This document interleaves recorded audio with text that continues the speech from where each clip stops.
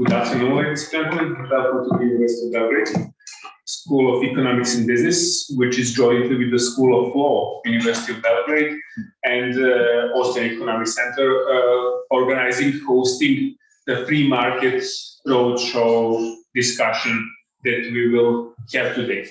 It is great pleasure to have an opportunity to collaborate with the Austrian Center and the Hayek Institute, which is a driving force behind the free market roadshow throughout the Europe, with a mission to reinforce and to strengthen the view on the importance of economic liberties, I would say.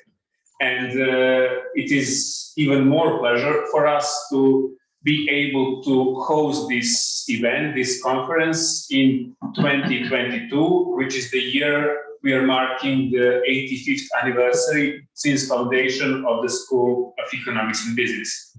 As you probably know, the University of Belgrade is the oldest and the largest university in Serbia and one of the largest universities in Europe. So it was founded in 1808. Today, we have more than 95,000 students at the University of Belgrade, 31 member schools, School of Economics and Business being one of them. Our school has in total more than 7,000 students at all three levels of studies, and in addition to promoting high-level education in economics, business, and statistics, and promoting both theoretical and applied research in these three fields, our mission is broader. Our mission is to promote argument-based discussion on different topics and to strengthen the discussion on the need to restore and to reinforce economic and social liberties.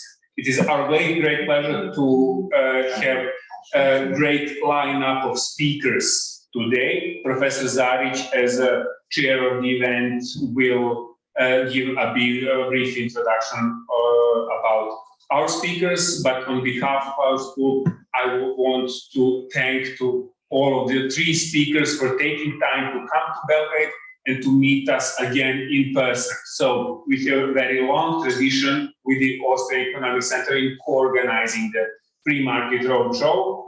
In the last 2 years, unfortunately, the event was to a large extent online due to well-known circumstances. But this year, we are lucky to be able to get back to in-person or the hybrid mode of delivery. And we hope that it will remain like that in the period to come.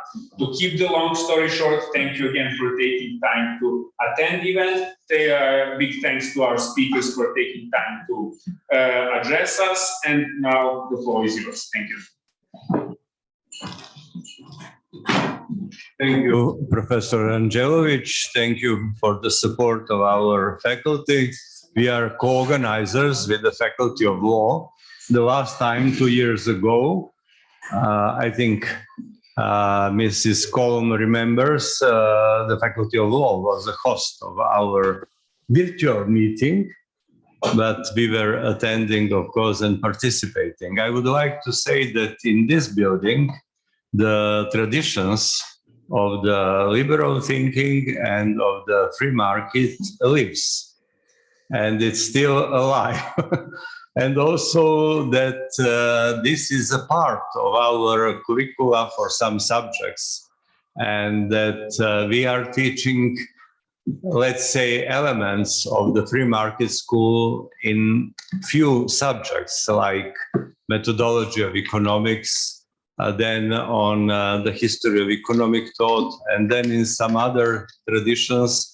And I would like to show that we are also, our people are doing a lot of research and trying to attract the, let's say, attention to this school. We have translated Mark Blau's book, and which is connecting the Vienna Circle and everything, you know, Blau was such a mind. And also, this is the last edition of the book Osnovi austrijske teorije, the fundamentals of Austrian theory. You see, it's only 770 pages, and it was written by our Professor Božo Stojanović. I would like to congratulate him. It is 2021, published 2021, but in fact 2022, and it's a new edition. I was enjoying really very much reading the book of my younger colleague. He is teaching the subject at the fourth year study program. So sometimes our colleagues from Vienna, as Mrs. Kolm knows, I have some links with Vienna, are surprised that the Vienna school is so present here. And that's, I think, the advantage. And I think that the Free Market Roadshow this year has a special importance after all these years of pandemics and now of political stresses around Europe and, let's say, hard interventions of all the national states in this or that, let's say, field. I think that the role of the states and the position of the taxpayers, maybe to mention even the taxpayers, is also very delicate. And discussing and giving floor to these options and this kind of, let's say, thinking has a special importance. So, dear colleagues, thank you very much for coming to Belgrade. And also we do respect your mission. And let me introduce the first speaker. It's Professor Hannes Gissurarson from the University of Iceland, and coming from the very north to, let's say, the Central European city or Southeast European, as you like it. We have had a dinner really on the border of Central Europe and Southeast Europe, the river Sava, and then we're marking this border. But professor is coming from Iceland, from the University of Iceland, having a lot of his intellectual products that I'm just watching, and he would be speaking about the always actual topic, liberal political thinking, yes, and traditions. Thank you very much for participating. Now it's your turn.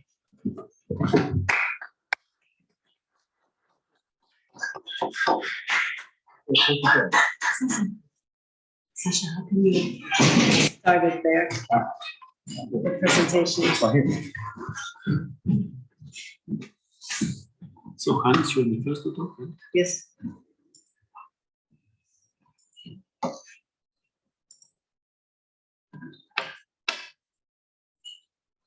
And then just Yeah.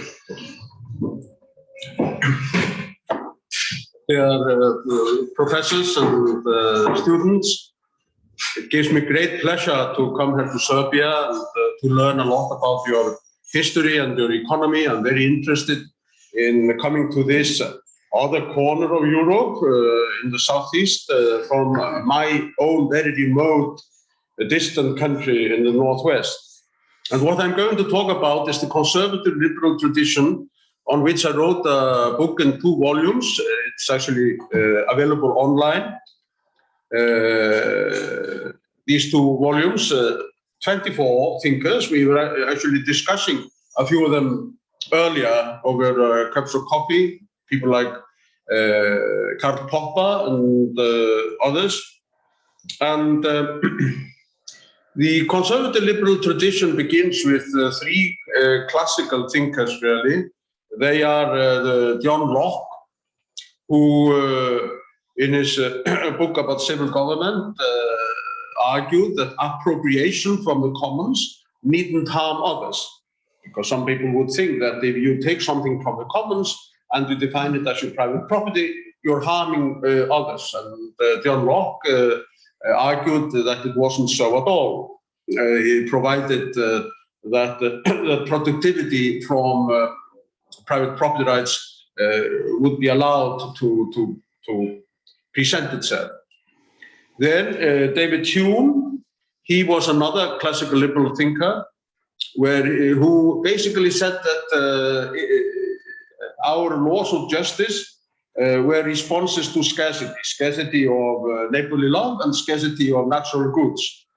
Private property was a means of resolving problems instead of fighting about them. That is to say, good fences make good neighbors. This is one of the greatest arguments for private property rights. And that's also actually the argument of St. Thomas Aquinas.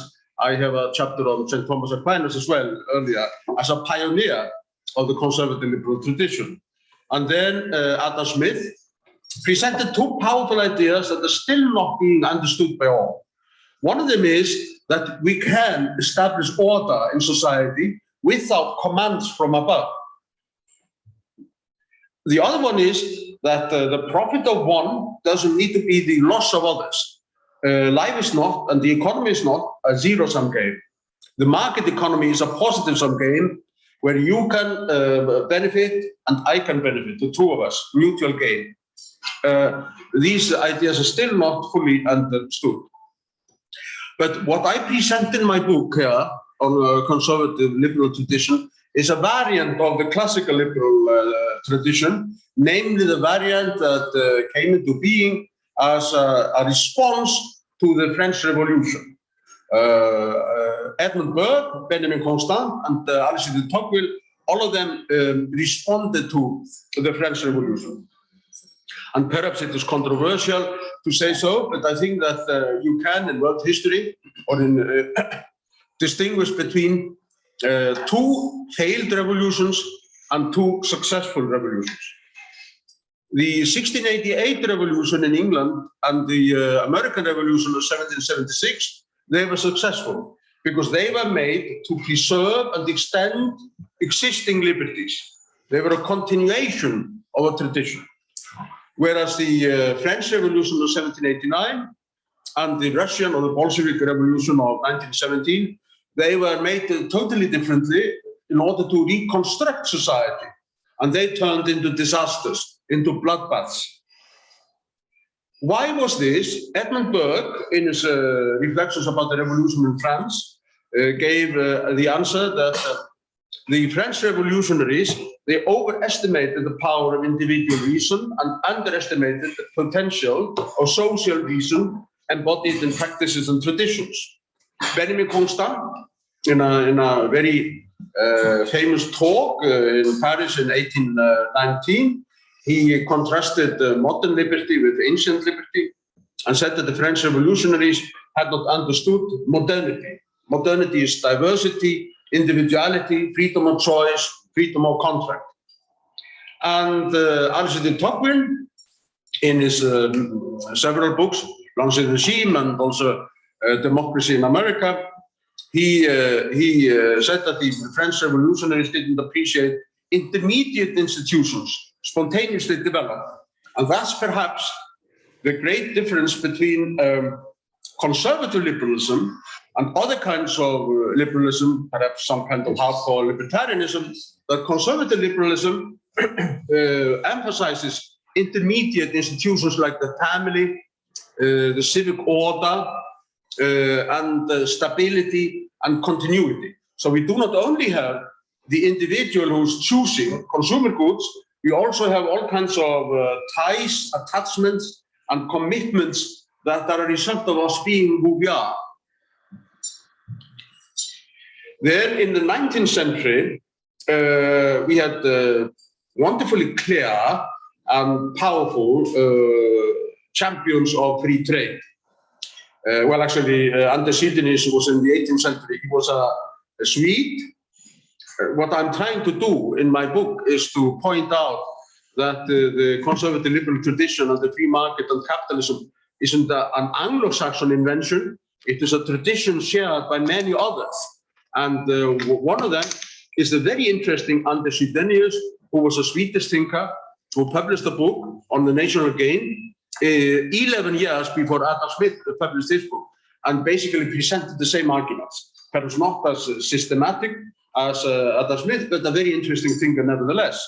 And Sweden has actually a strong liberal tradition.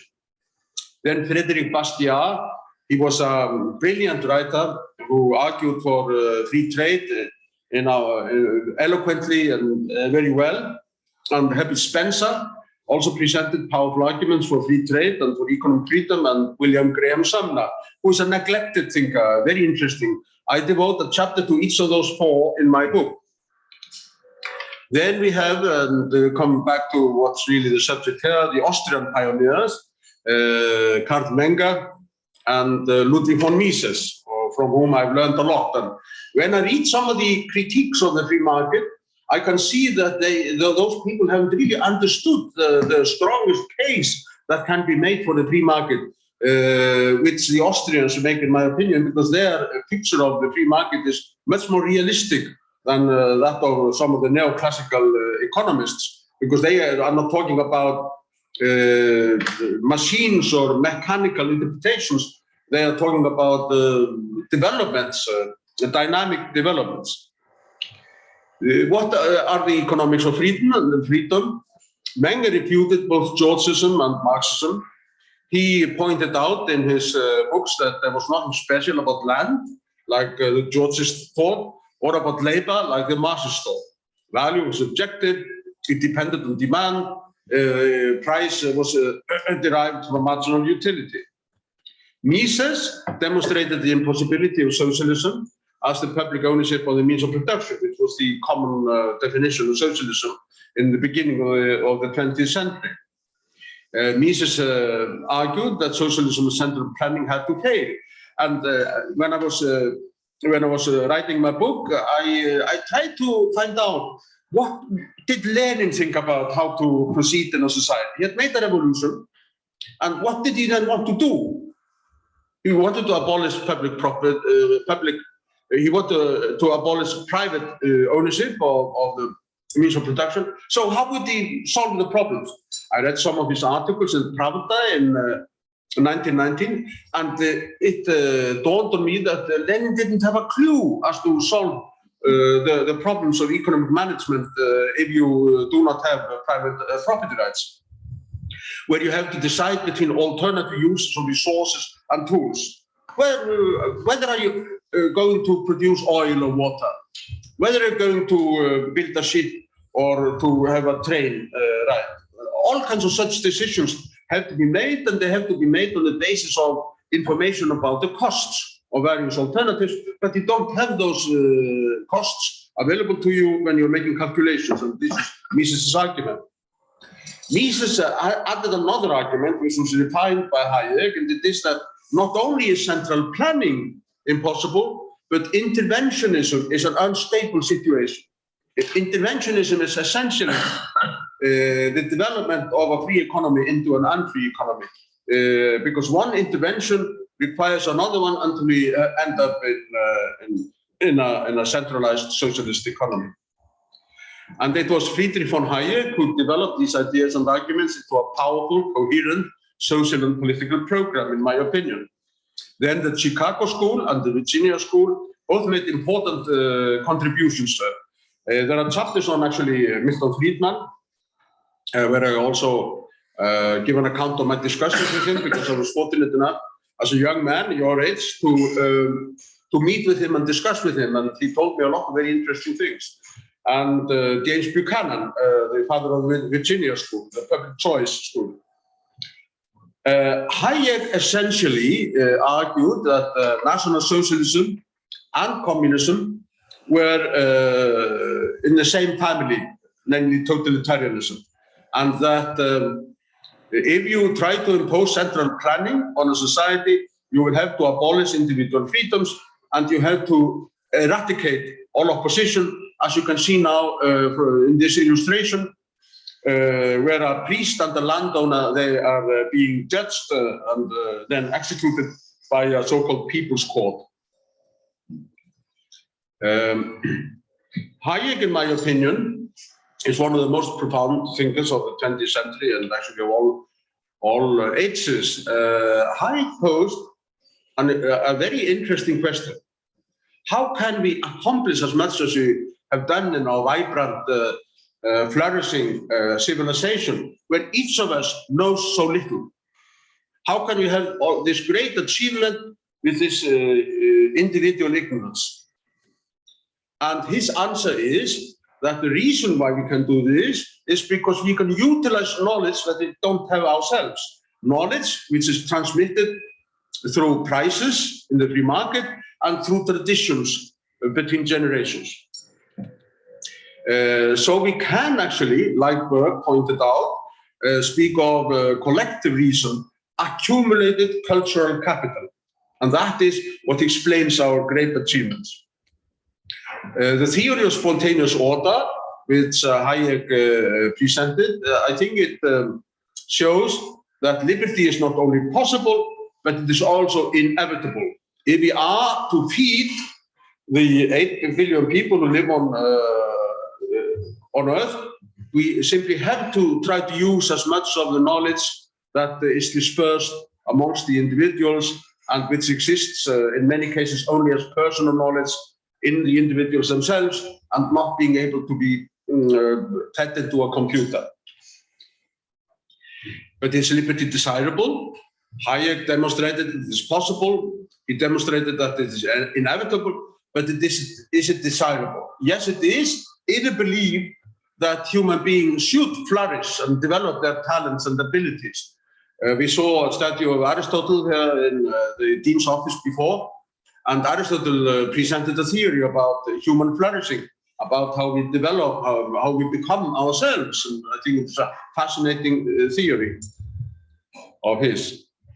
Then I'm going to have these introductory remarks rather short, so I'm just concluding soon, but there has been a tendency to call the kind of conservative liberalism that I am describing in my book neoliberalism.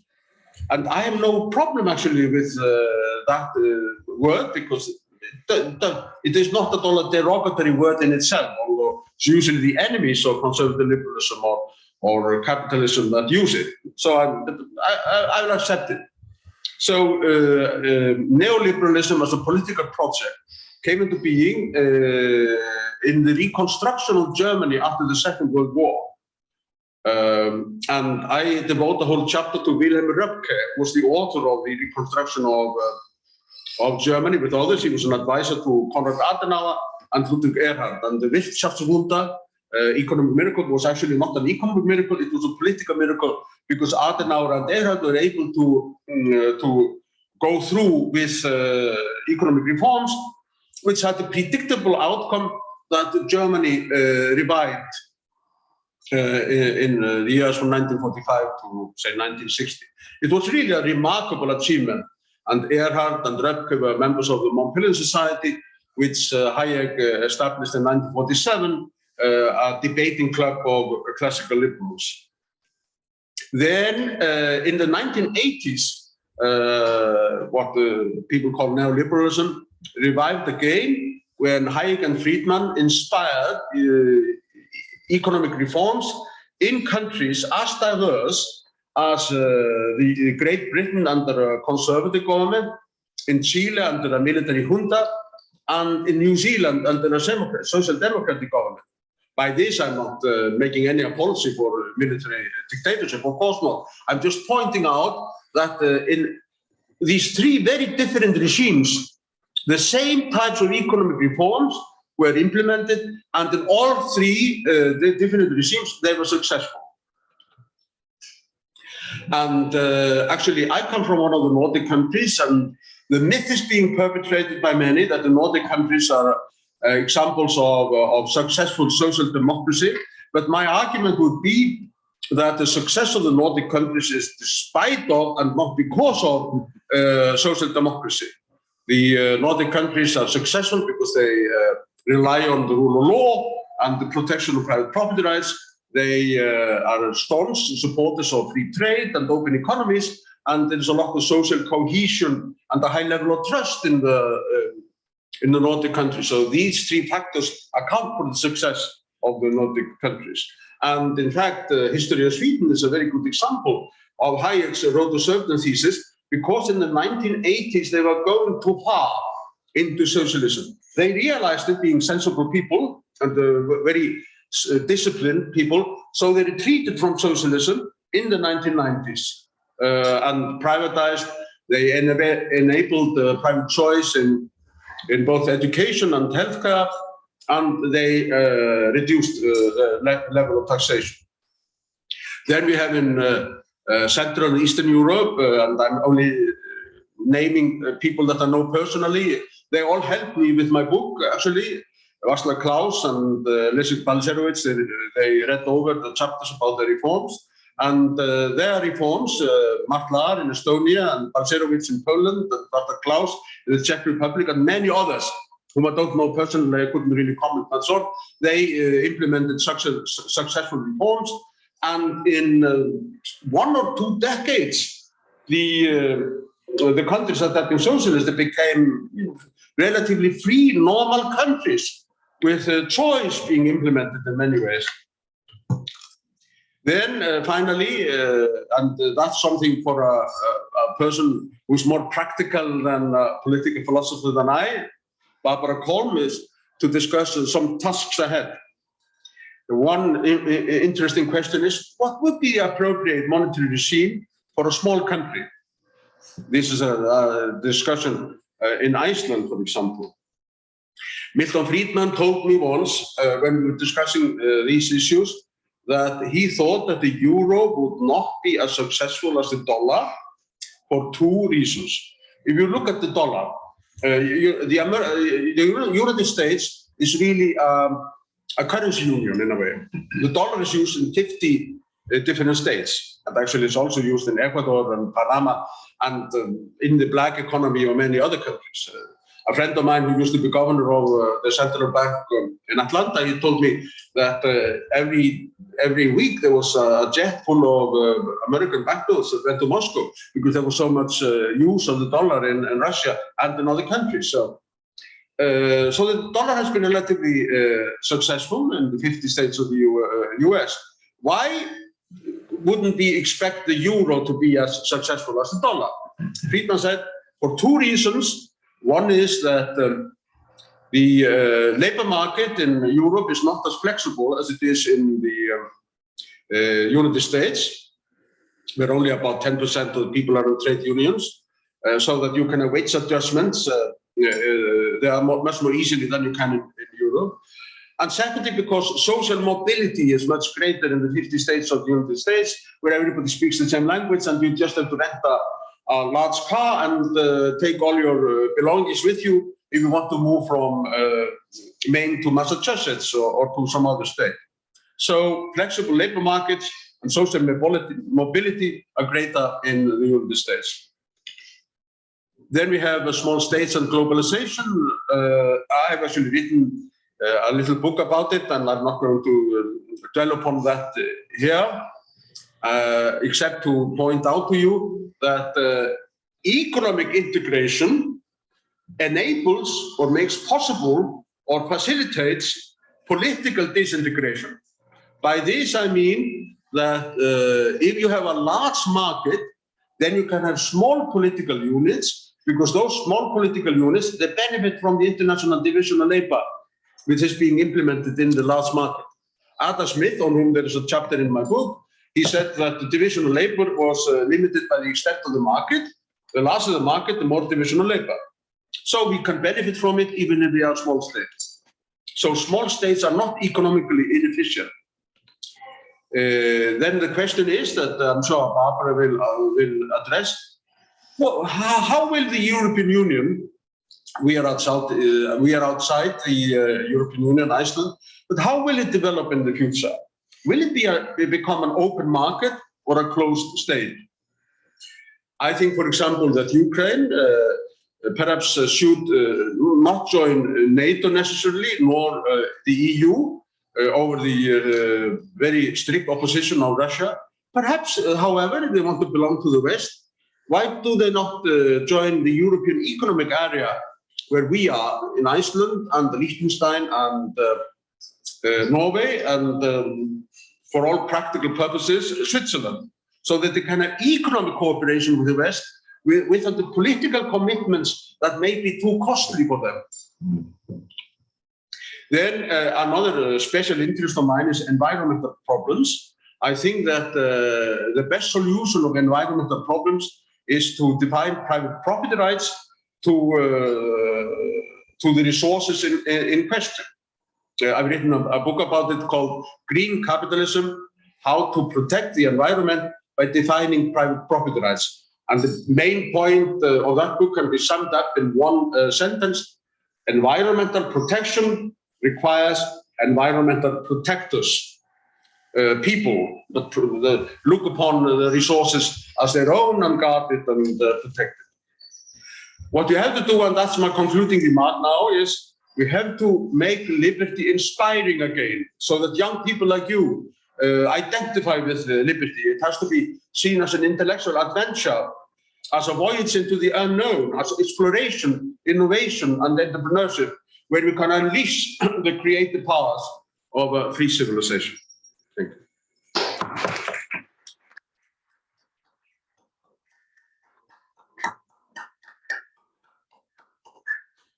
Thanks to our distinguished guest, Gissurarson, professor from the University of Iceland. And now the floor would be given to Mrs. Barbara Kolm, a central figure of the movement and of the Free Market Roadshow. You have already read about some texts and about the career of Mrs. Kolm. She is coming from entrepreneurial family, as far as I remember. Your father was acting on a market and feeling the strengths of the market and also doing business. Mrs. Kolm is also teaching at the university, leading the Austrian Economic Center and being a high official of the Austrian Central Bank. He is a spiritus movens of our team and of many of us in many, many countries. Well,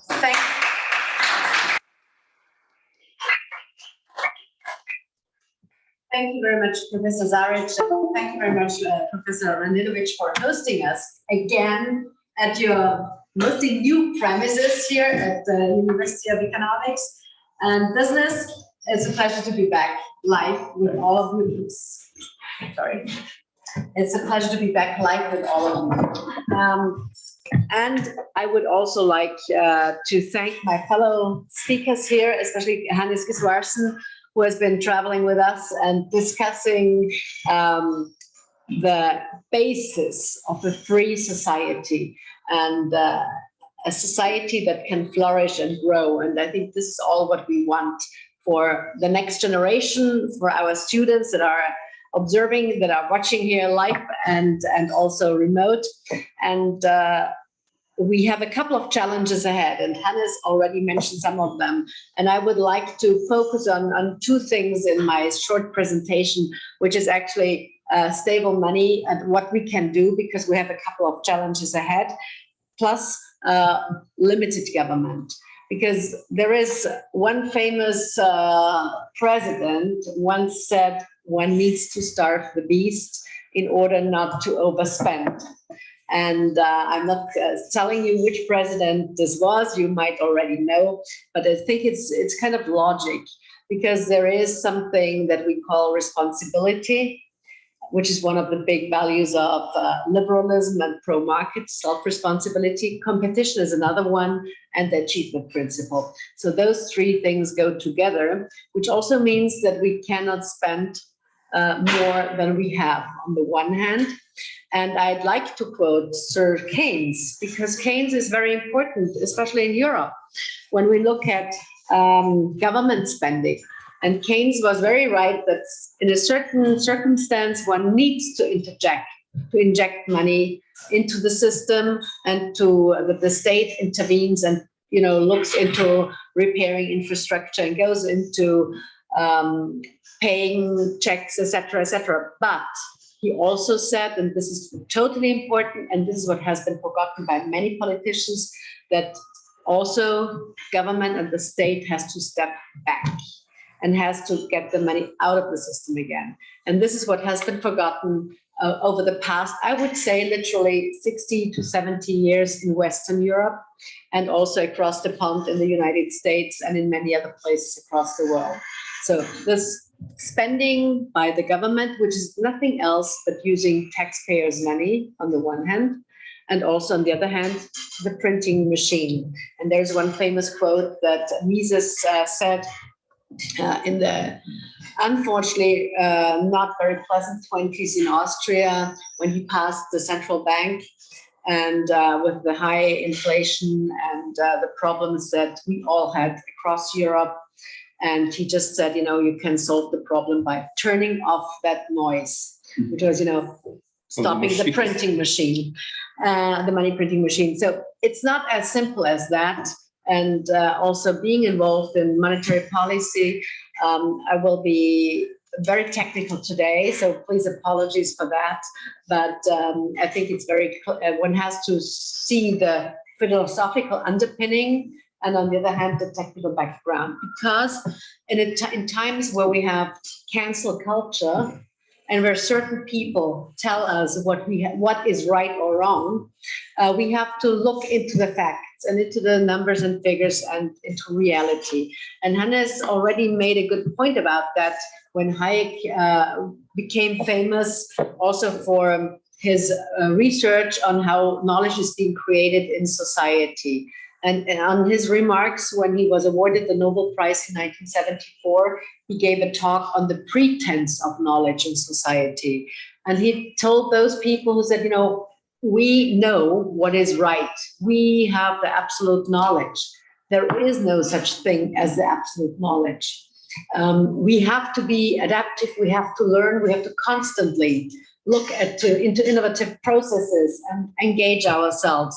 And what might be right today might be true tomorrow. It might be possible to use those best practices from the past, but there also might be challenges that we cannot solve with the old problems or with the old solutions.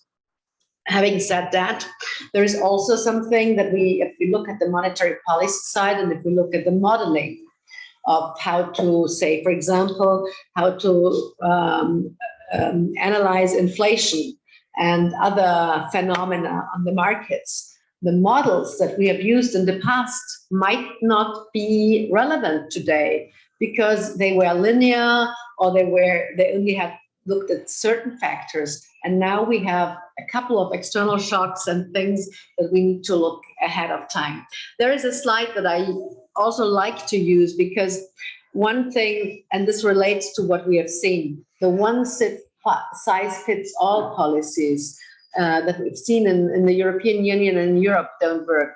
Luckily, we are diverse people, and this is also true for the Balkans and everywhere across Europe.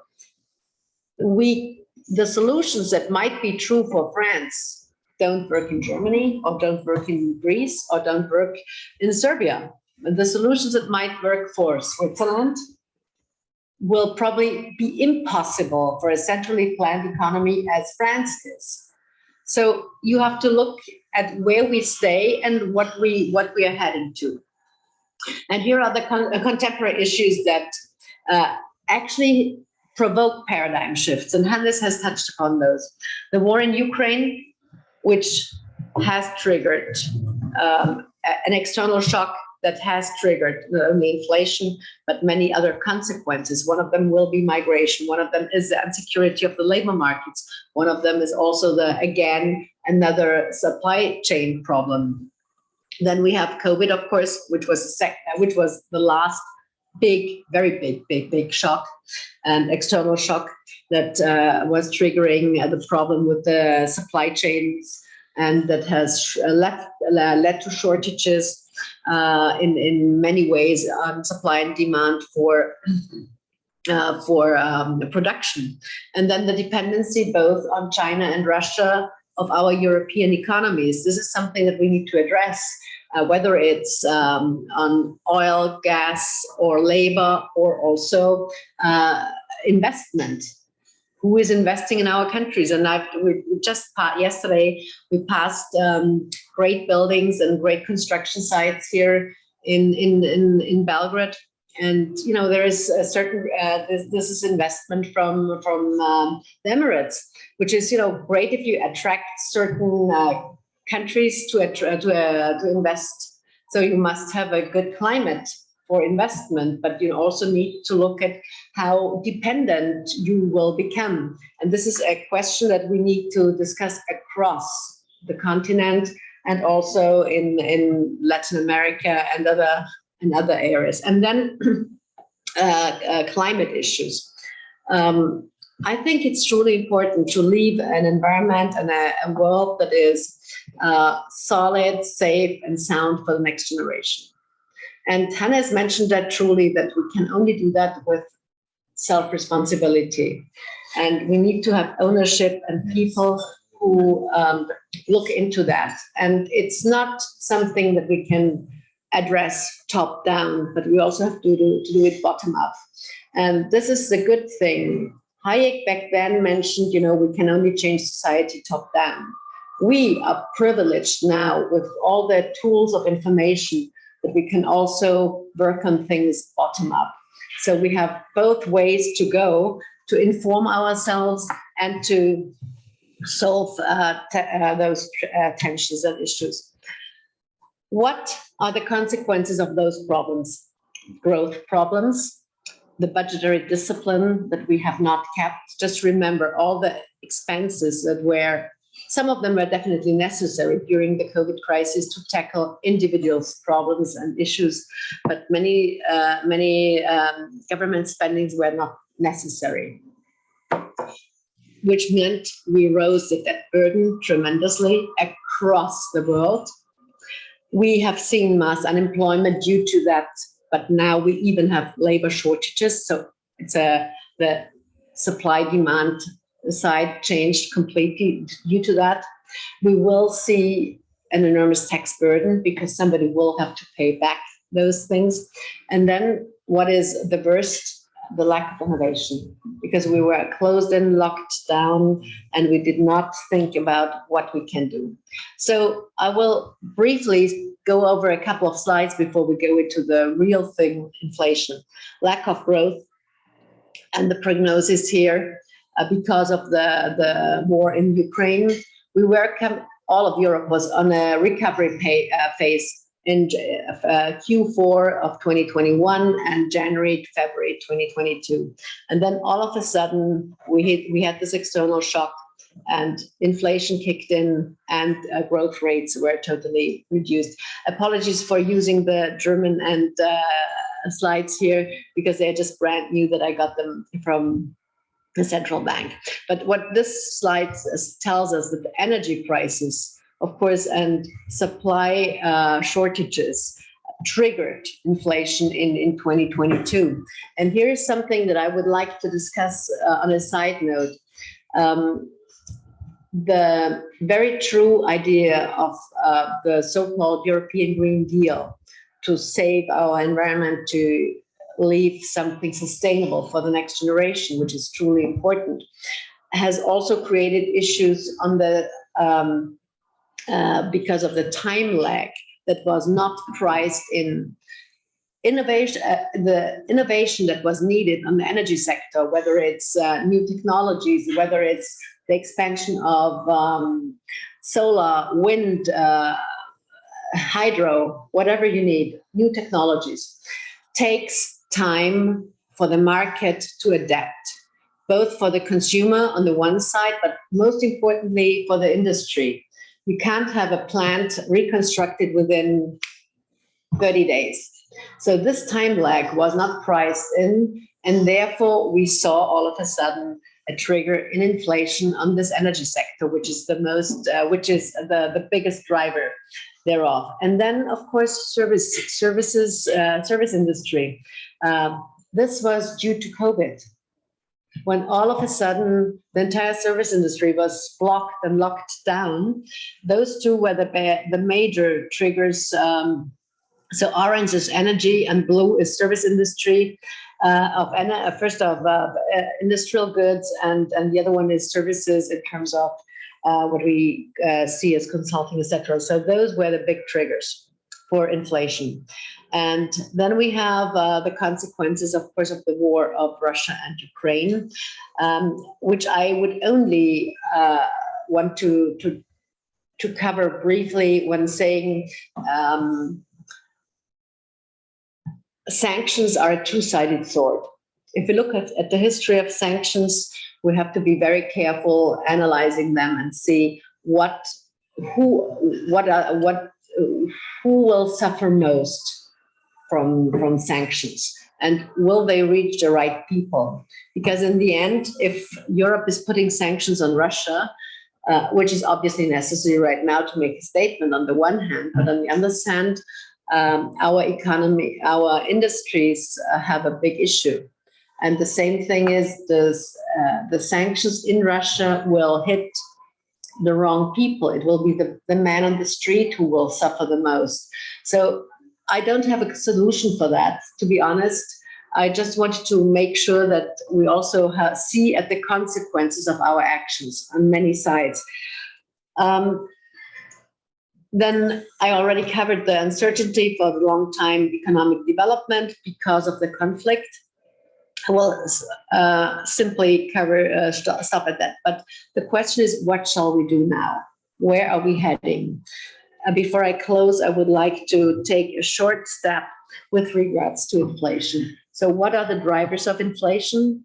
It's supply and demand. It's shortages. And we've seen the special effects of climate policy that I already mentioned with the European Green Deal.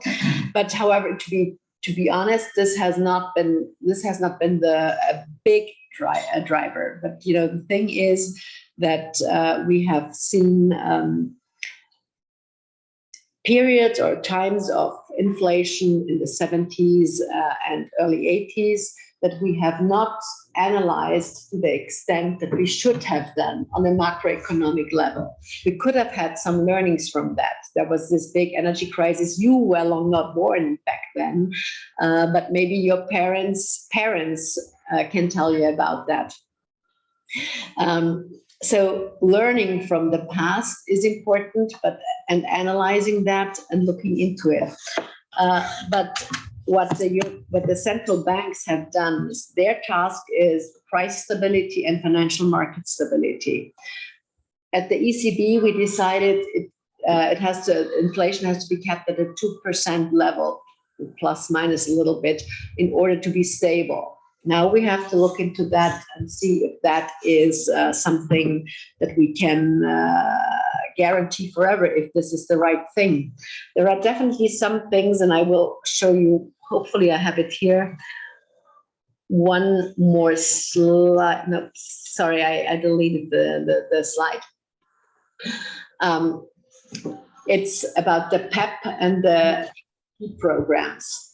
The pandemic emergency programs that were put into practice due to COVID, and the APP programs that were as a result of the first financial crisis, and then that hit Europe in the 2008, 2009, and then we started the European Stability Mechanism in 2012, 2013, and out of that we started the purchasing programs, and which are now over and ran out, and the PEP program as well.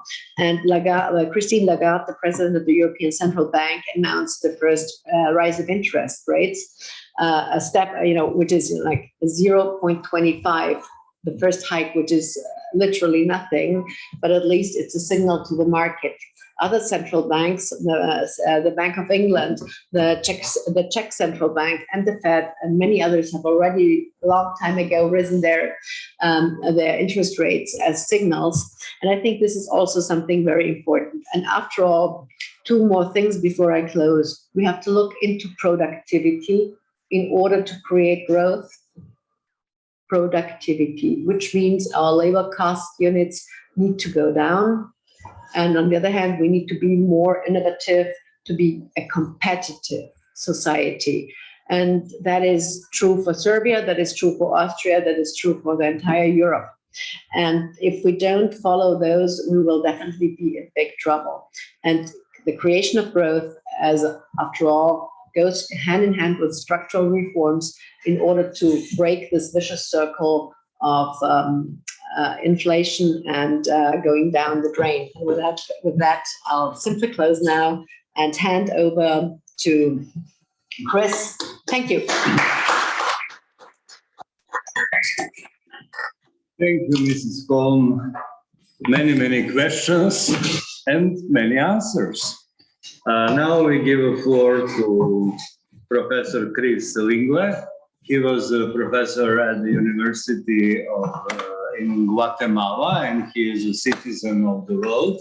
I would like to have a live of our colleague Cris Lingle, who is globetrotting and living, he is saying nowhere, but I would say everywhere.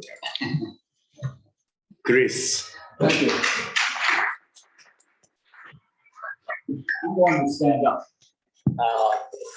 partly because of. You like to sit here? No, I'd like to stand. More exercise that way. Thank you for coming, and thanks for the others. Or you can take the. Okay, I'm sure it'll be fine. It'll work. Can you hear me up there? Zoom. Okay. Jericho. So I have quite a few things to talk about, but I'll try to make it short and sweet. Private property, let me go back to the title. The subtitle there mentions just exchange. What I mean by that is that what we will see in the market, that the transfers between people satisfy the moral conditions of justice. So just there means it's a reflection on justice. That is, there's a moral basis for supporting this idea of open, unobstructed trade among human beings. So the focus on that all of us have had, and of course, even our ideological or intellectual opponents will also insist that they're concerned about humanity. But in fact, the perspective that we bring to you is based on individualism in a very radical sense. So this is what humans are. They're individuals. So speaking about humanity is a conceptualization and abstraction that really resides in your mind rather than in your reality. Society does not bleed. Human beings bleed. And this is what we need to be concerned with. So why do we think there should be private property? Well, economists begin, good economists, proper economists, begin with scarcity.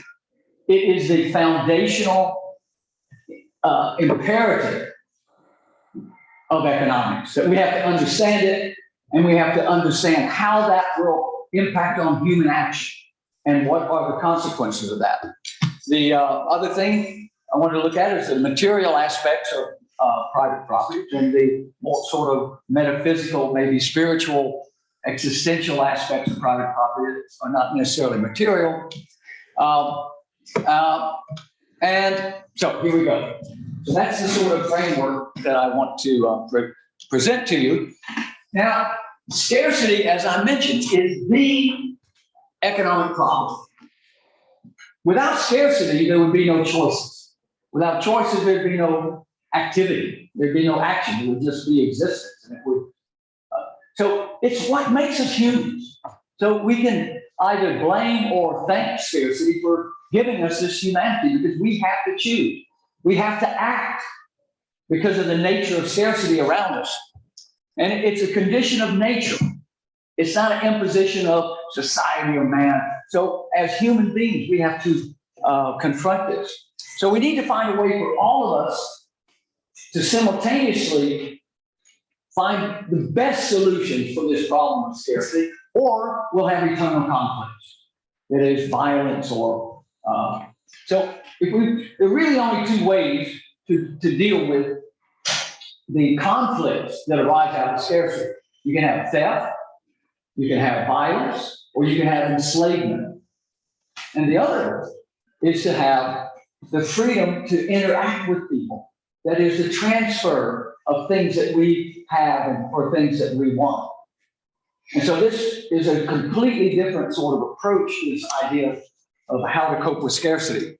So scarcity and the response to scarcity is that we want to preserve the environment. We want to conserve what we have. So we need to use it in the best possible manner.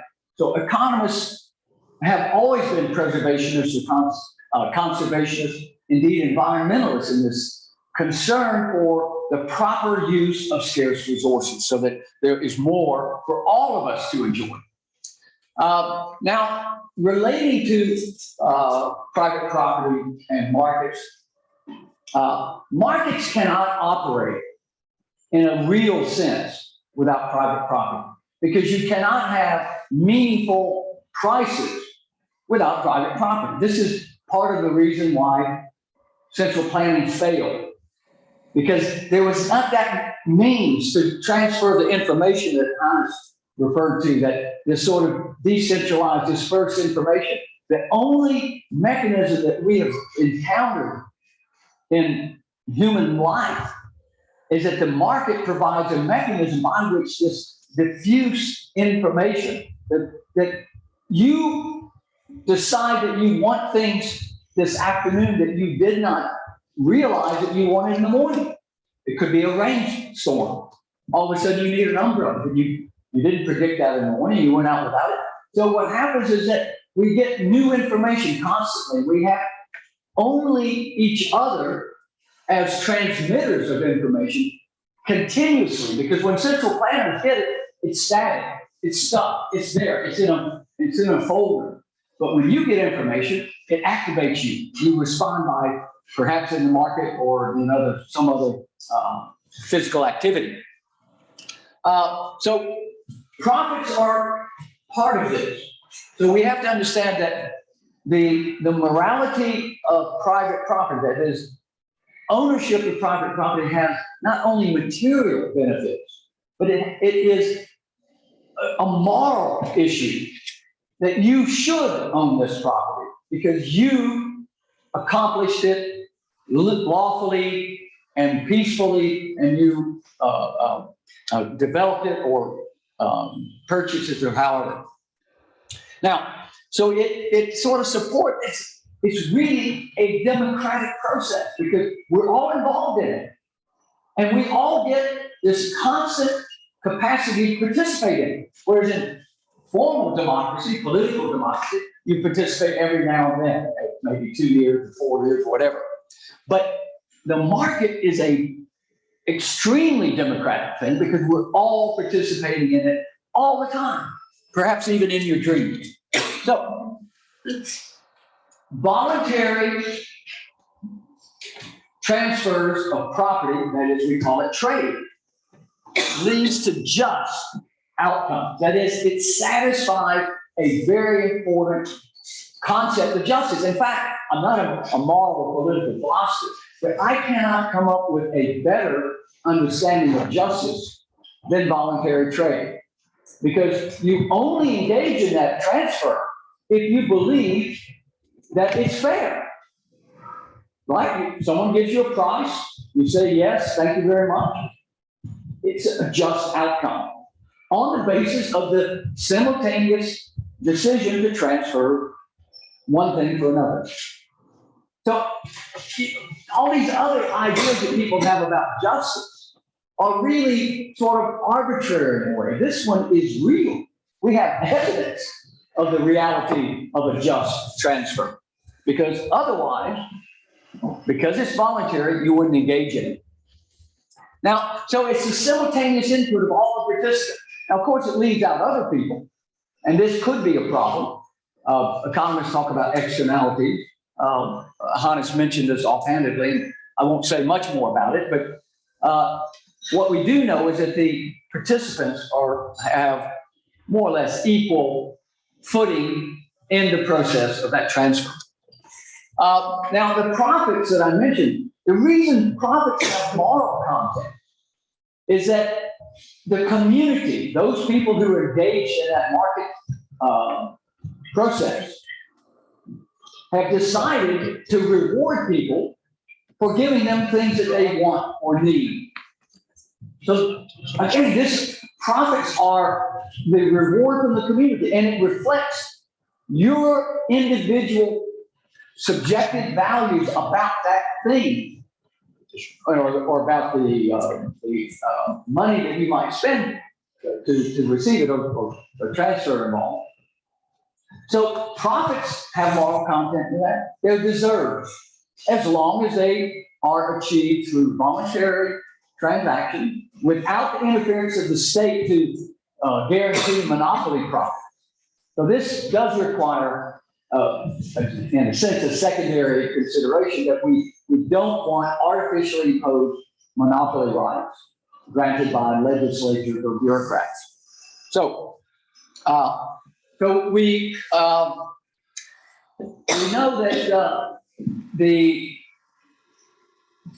in terms of economics, we only want things to be produced if the benefits to the community exceed the cost.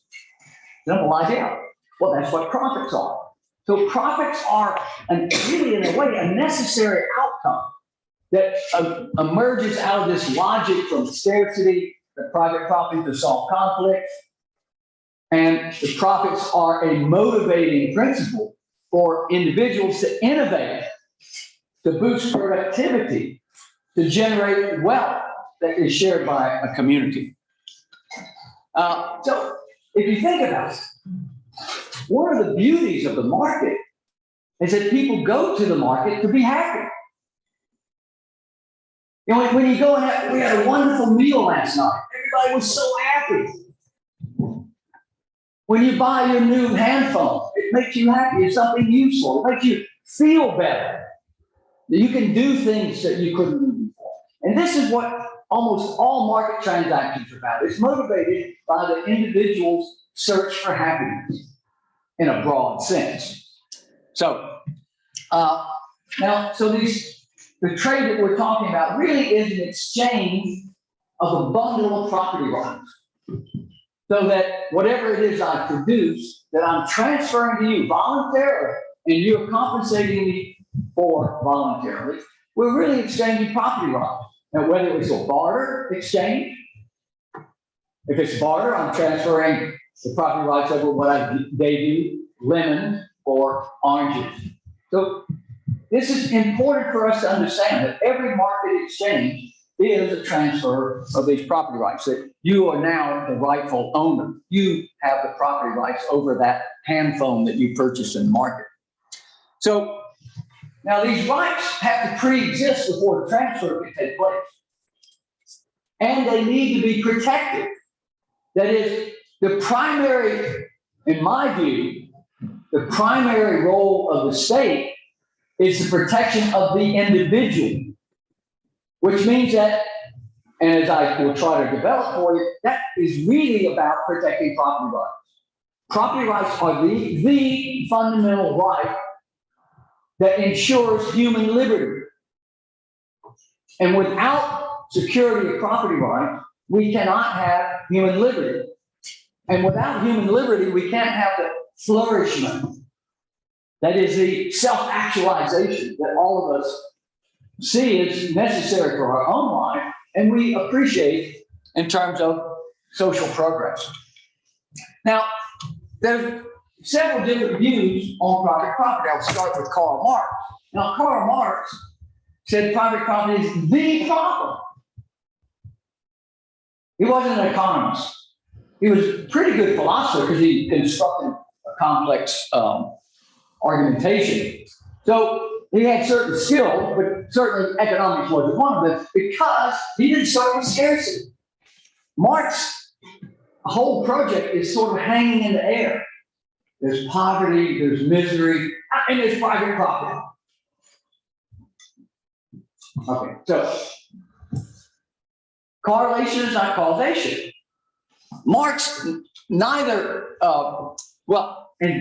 Marx said, okay, to solve the problem of human misery, we need to get rid of private property.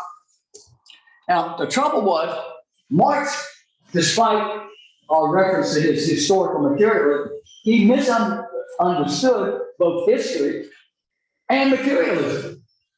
He failed in his primary project. Why? Because he didn't start with scarcity. Scarcity is a foundational concept. His idea of private property, which is a misunderstanding of the nature of private property and its role in conflict resolution, made his model inappropriate for humanity. Oh, it's great for the state. It's great for intellectuals and historians, people who philosophize about it, but it's terrible for individual human beings because it intentionally suppresses them. You have to give up this self-interest. You have to give up this concept of property. What about him? Marx lived off of other people for the most part. His comforts, for the most part, were derived from the kindness of other people. Now, so he said, well, if we socialize property, we'll get rid of exploitation, alienation, class struggle. That was the whole promise.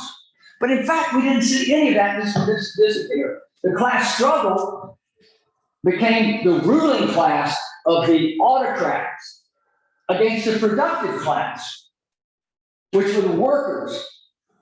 That's the class struggle. That's how a good economist would look at the struggle among classes. You have the ruling class, the bureaucrats, the politicians, the technocratic elite that send down from the mountain the orders for how we can live. Who's being exploited? The workers. The entrepreneurs were, if they weren't exploited, they were exterminated, whether in China or the Soviet Union. Alienation is accentuated under state ownership, or social ownership of property. So now Adam Smith understood economics. He was an economist. He began with scarcity, and he saw private property as the solution. The solution to what? The solution to conflicts that arise out of the scarcity of resources. So, human suffering is there. I mean, Adam Smith doesn't deny that. But it's from scarcity, not from production relations. This is Marxist sort of ephemeral, pie in the sky, up in the air kind of concept, that changing production relations. No. Smith said, don't look at the problem is that scarcity is a reality. And private property evolved. It wasn't something imposed. Private property isn't an ism. It's a reality that we discovered as a facilitating mechanism over thousands of years of human action and interaction. So it's an evolution which gives it human content. That is, it's about all of humanity, whereas Marx's ideas were of a person who found followers. And these were people that lived in a world full of abstractions and conceptualization, where you became objects rather than realities. So when we have these cooperative, voluntary, peaceful trades of property, then this is what is the base of human progress. We cannot depend upon specialists to tell us what is the best way to live and what is the best way to go forward. We had experiments in that. Many of the apologists for the Soviet Union or Red China would say, oh, it's the wrong people. No, it was a system. It was inescapable, inevitable. And the mountains of dead human bodies, human bleeding, breathing, humans was a direct consequence of their concepts that were imposed on us, that were against human nature. Because human nature is about self-interest and protecting your property and your family. And this is what makes us human. And trying to strip that away from us takes away our humanity. And again, you become an object that goes into a pile. So social ownership is not and cannot be the basic human program. There can be advancements. The Soviets, they came up with the AK-47. Great weapon. Kills people. They came up with RPG, the rocket propelled. Great, fantastic. Kills people. I mean, a lot of the advancements weren't about making individuals' lives better that day. They were about advancing the interests of the state, because states conduct wars, not the human beings. It's, we talk about Putin, but it's the Russian state against the Ukrainian state. We have some puppet figures there, but governments prosecute war. So instruments of war benefit them, not individuals. Time? Okay. Okay. Well, let me just go through the last few things. Now, so I gave you some hints about the micro side of private property. The macro side, that is how it affects countries. There's a number of authors you could look at. These are somewhat dated now, but David Landis wrote an interesting historical book. So he identified that where we had high levels of economic achievement, we had secure property rights. And then Fernando de Soto from Peru wrote a book which was a masterful policy book in the 1990s, that the only good thing the World Bank has ever done was to set up what was called a doing business report. Now, of course, because it's the United Nations, they did away with the only good thing they've ever done. They stopped conducting it because it embarrassed governments, which is what the United Nations is. Now, what he saw was that people are poor because they have insecure property rights. They're not poor because they're uneducated. They're not poor because we can find counter people are not poor like Bill Gates. Bill Gates doesn't have a university degree. You're better educated than he is. Certainly smarter than he is. Judging never mind. So being educated by itself will not make you better off. Zimbabwe has the highest literacy rate in Africa. There are no jobs. What's the point? Cuba has the highest literacy rate in all of Latin America. What's the point? There's no jobs. Okay? Now, why are people poor? Because they don't have private property as a mechanism to trade among one another, to encourage and expand this division of labor, which is the basis of rising productivity and increased wealth that is shared by people. So if we have economic freedom, secure property rights, we will have growth and rising productivity. So we need a market-based democracy. That democracy should exist only to secure the rights of citizens, not to do all these other things they do with your money. So governments need to be small enough, need to be alert enough to secure property rights, but small enough not to take them away or to somehow threaten you. Okay, well, thank you very much.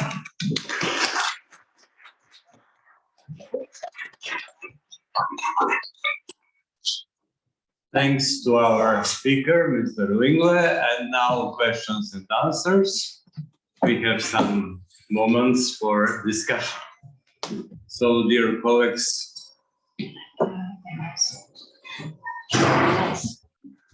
Thank you very much for your time.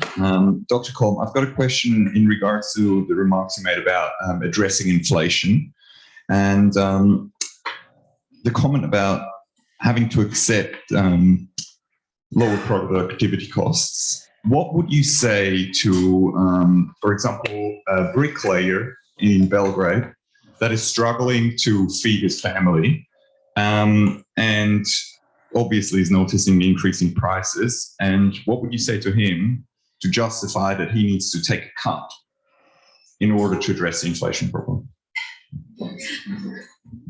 Thank you very much. This is a truly difficult answer. As an economist, I would present the same facts as that I have already presented. As a human being, I would try to, well, I would simply show sympathy because we are all in the same boat, unfortunately. And it's not only the bricklayer that suffers those issues of cuts and high labor costs, because he has to pay the taxes and he has to pay his employees and he has to support a family. It's all of us who are in the same boat. And this is why we need to have this understanding that governments need to spend the right amount of serving, put it the other way around. This is why we want price tags on every service and on everything that the government provides.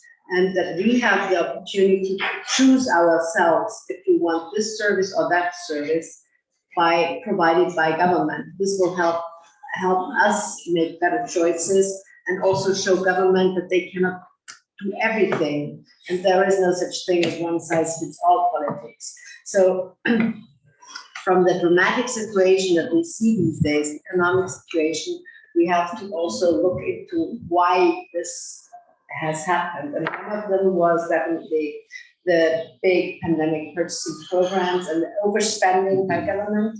So we need to tell the government to stop spending. And if you spend, then do this to things that are efficient and effective. That's short answer. Thank you. The time is running out.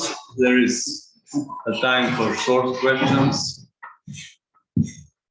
Thank you for the lecture. I have a question for Professor Cris, but all the speakers can grant their opinion. My question is concerning small government, since there is an inherent incentive for politicians in our society to invent societal problems, from wealth inequality to climate to civil rights, for instance. How do we deal as a society with this problem, since they turn every issue into a governmental issue? So every issue is to be solved by creating bureaucracies, and once these bureaucracies are in place, they're very hard to roll back. And they're self-perpetuating, and are there any examples of actual rollback in bureaucracy? Because I can't find an example with my knowledge. Thank you. Thank you once again. A good economist looks at incentives and understands incentives. So when we evaluate democracy, we have to look at the incentives of the participant. I'll focus on the politicians and the bureaucrat. You're right. They have incentives to expand the state always. They grant privileges to people that will support the expansion of the state. So in a sense, democracy has become the enemy of liberty. And part of it was that we gave primacy to democracy, but not to liberty. And this is what was lost. The revolutions in the US, it took us 100 years to violate that primacy of human liberty. It took the French like 24 hours with their revolution. They started killing people immediately. So rolling back, one of my friends in Brazil, his father was the minister for the rollback of bureaucracy. He failed miserably, even though he was on our side. Thanks. Other questions? Yes. Thank you for the lecture. I have a couple of questions. First of all, is there a place for unions in a free market economy to protect the workers' rights and everything? And one more or two more questions. Everyone can answer. Are there any cons for free market and threats to smaller countries? For example, Serbia is the best example. And another one, do you have any answers regarding the speculations? Because speculations, in my opinion, drive bubbles. So how can we deal with speculation that derive from ownership and everything? What can we do with that? Thank you very much. Well, I'll start answering with the last question because this is actually very simple. The boom and bust cycle that was introduced by Hayek and Mises in the 1920s explained why bubbles burst. And this is why there is too much injection into money injection into the economy or into a certain sector. And he explained why those bubbles burst. And then this will happen again. And this is a question of incentives. And if you provide the wrong incentives, then those bubbles will burst. We have seen interventions by governments all the time. And this is why this doesn't have anything to do with the private property. But if wrong incentives are provided to the owners, then they will continue that, so the bubble will burst. And the first question is, we've seen many conservative politicians, but also politicians from the social democratic side who have dealt with unions. And I fully see that there is a need for unions and for the defense of employees. And it's just a question of, we call it the so-called social partnership. There is a social contract that we have to fulfill and support that, but you can only go as far as both sides can agree. So it's a diplomatic thing, and I think unionists totally understand where the limits are. And we've seen that in Germany, in Austria, across the world. And there is a place for them. It's voicing your opinion. Thanks everyone. Thanks for